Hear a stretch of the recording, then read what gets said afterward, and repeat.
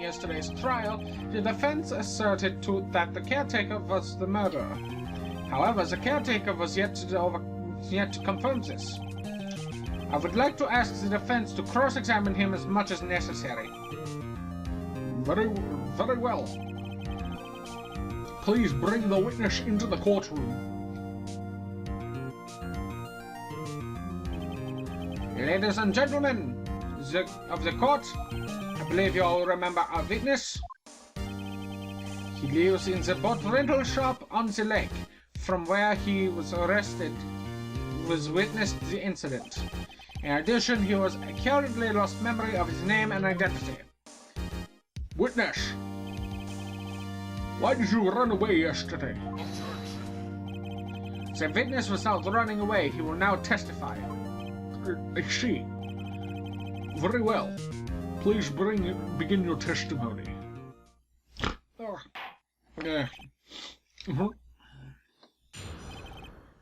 Why I left court. I'm really sorry about just leaving yesterday like I did. But I wasn't running away or nothing. I just went to buy some food for Polly. So I figured it got nothing to do with the incident anyway. I mean, I need one of those motive things, right? And I've got one. I didn't got one. My testimony yesterday stands as is. Very well. Let's begin cross-examination, shall we? He has to know his name. Yanni Yogi. You're Yanni Yogi. And I'm going to prove it.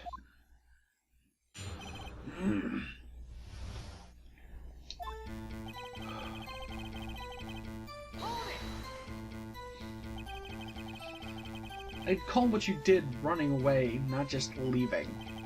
You heard Larry's testimony and realized you were in danger. You realized you were in danger. Now, Mr. Wright, there is no need to rush to conclusions. As I said, the witness was not running away. Listen to the testimony. He sure seems relaxed. In fact, they both do, Von Karma and Yanni Yogi. I wasn't running away, man. Then why did you leave? He's just about to say why. It's hard for you just to quietly listen when someone is talking. If I say it quietly, Edgeworth would be guilty in 3 minutes.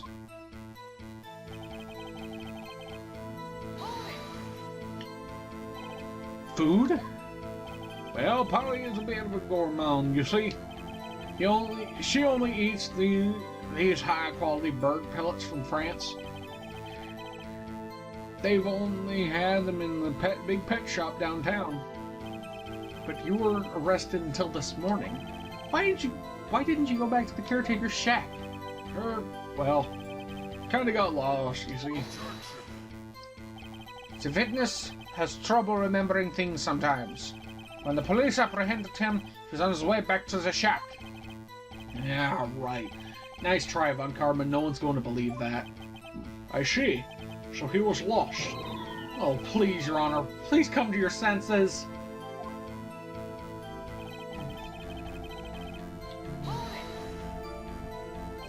You've lost much of your memory, is that correct? Yep. Seems like it. Then how could you know that you didn't have anything to do with the incident?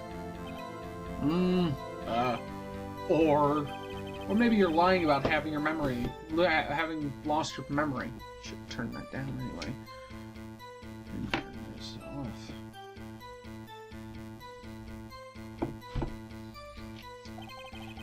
You know exactly who you are. The witness has testified quite clearly that he has no memory of who he is. If you claim he is lying, then show the court proof. How am I supposed to prove what's going on in that old conjurer's head? Conjurer's head? It's impossible. I'm glad you've come to your senses, Mr. Wright. Very well. Witness, please continue. I mean, I'd need one of those motive things, right? I ain't got one. How could you say you have no motive? I say you do. You had a grudge against Edworth and the victim, Robert Hammond. That's why you took revenge on them, right? Please don't make me repeat myself, Mr. Wright. This witness has no memory of anything beyond several years ago. He could not hold a grudge. It is impossible. You have to prove he's lying about his memory. Otherwise, it's going to be in the same thing over and over again until this trial ends. Might I say something, Mr. Wright? Yes? Yes, Your Honor. You've been saying the same thing now, over and over. You've been calling the witness' memory of the past or lack thereof into question. But does this really have anything to do with the current case? Of course, Your Honor. The witness has said he has nothing to do with this case and no motive. Both of these statements are lies. Order, order. Mr. Wright, there is a serious problem with your claim. Or are you saying you know who the witness is? Of course, Your Honor. Now this is interesting. Would you like to know? I would like to know myself. So who is he? Don't play dumb, Von Karma. Mr. Wright, please tell us who the witness is. His name is Yanni Yogi. It's Yanni Yogi, a former court bailiff. Yogi. That name seems familiar. Oh! Yanni Yogi? From the DL6 incident? I thought the judge would have heard of it. I thought the judge would have heard of it. It's such a famous case. But what does this mean? Your Honor, this man is Mr. Yogi, and he has a clear motive.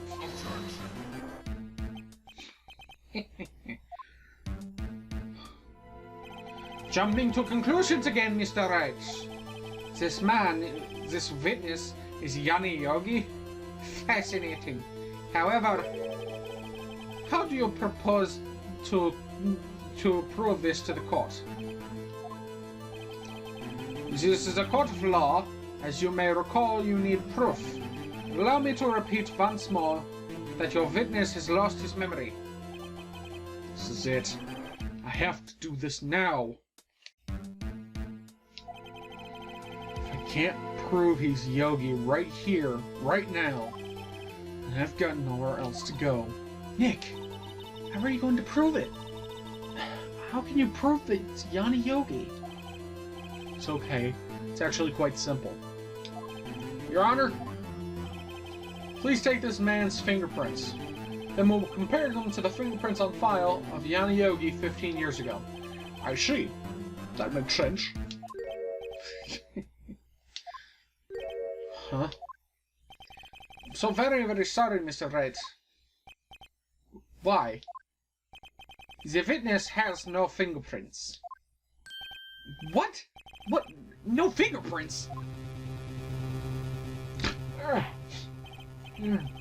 You see, before I worked as caretaker, I worked at a chemical plant.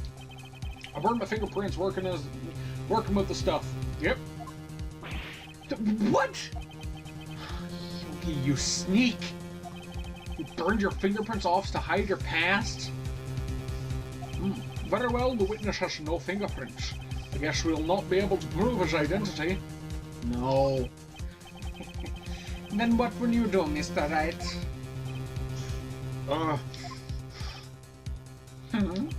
It seems that the case hasn't been decided, no? No! I know what happened. I know everything!